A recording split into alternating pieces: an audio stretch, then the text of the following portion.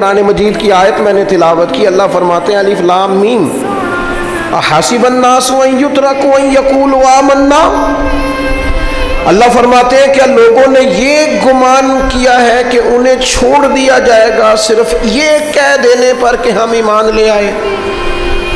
انہوں نے کہا ہم ایمان لے آئے تو اب انہیں چھوڑ دیا جائے گا، بس ختم، اتنی بات پر چھوڑ دیا جائے گا۔ وہم لا یفتنون، اور انہیں آزمایا ہی نہیں جائے گا۔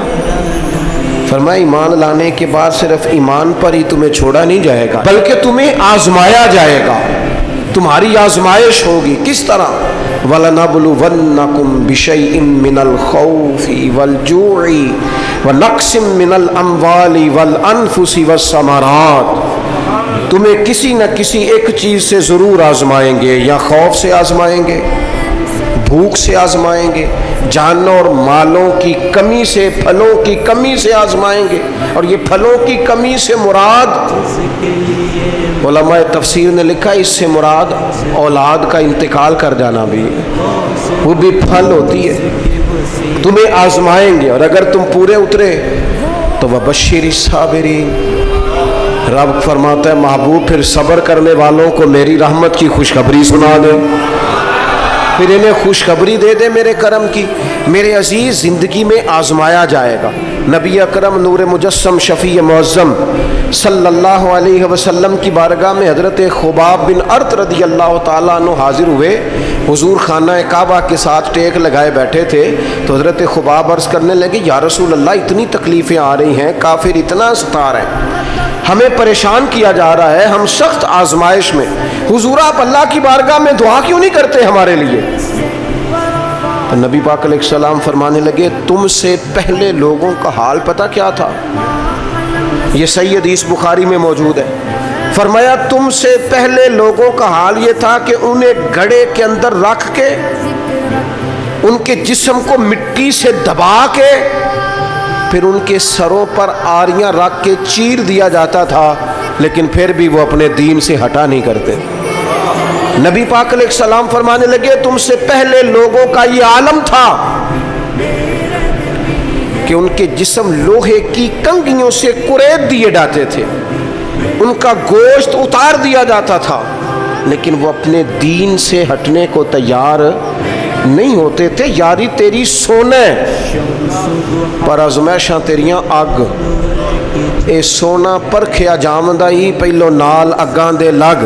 اپنی زندگی میں تیار رہیں، ذہنی طور پر آزمائش کے لیے تیار رہیں، مزاج بنائیں۔ جب بندہ پہلے سے تیار ہوتا ہے نا، اس کا خیال ہوتا ہے کہ آزمائش آ گئی تو میں نے صبر کرنا ہے، پہلے سے اس کی تیاری ہوتی ہے، پھر وہ ذرا گھبراتا نہیں، پریشان نہیں۔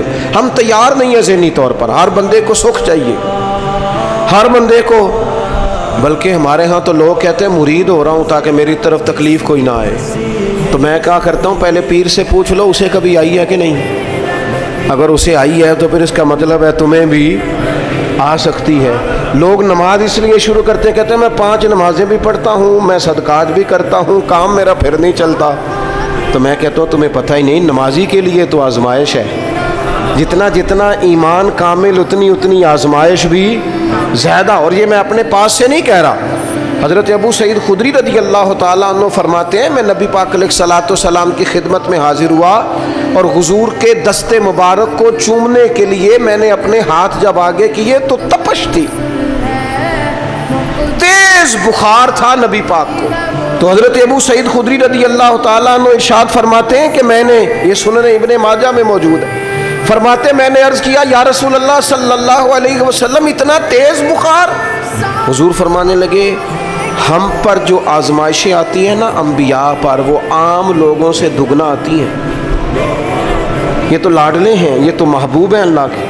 فرمایا عام لوگوں سے دگنی آزمائش آتی ہے، لیکن فرمایا ہمارا رب بڑا کریم ہے، ہمیں اجر بھی ڈبل ہی عطا کرتا ہے، ہمیں اجر بھی ڈبل ہی عطا کرتا ہے۔ تو حضرت ابو سعید خدری کہتے ہیں موقع اچھا تھا، میں نے ایک سوال بھی کر دیا، میں نے کہا یا رسول اللہ صلی اللہ علیہ وسلم بتائیے نا بھلا دنیا میں زیادہ آزمائشیں کن کو آتی ہیں؟ تو حضور فرمانے لگے سب سے زیادہ آزمائشیں اللہ کے انبیاء کو آتی ہیں، نبیوں کو آتی ہیں۔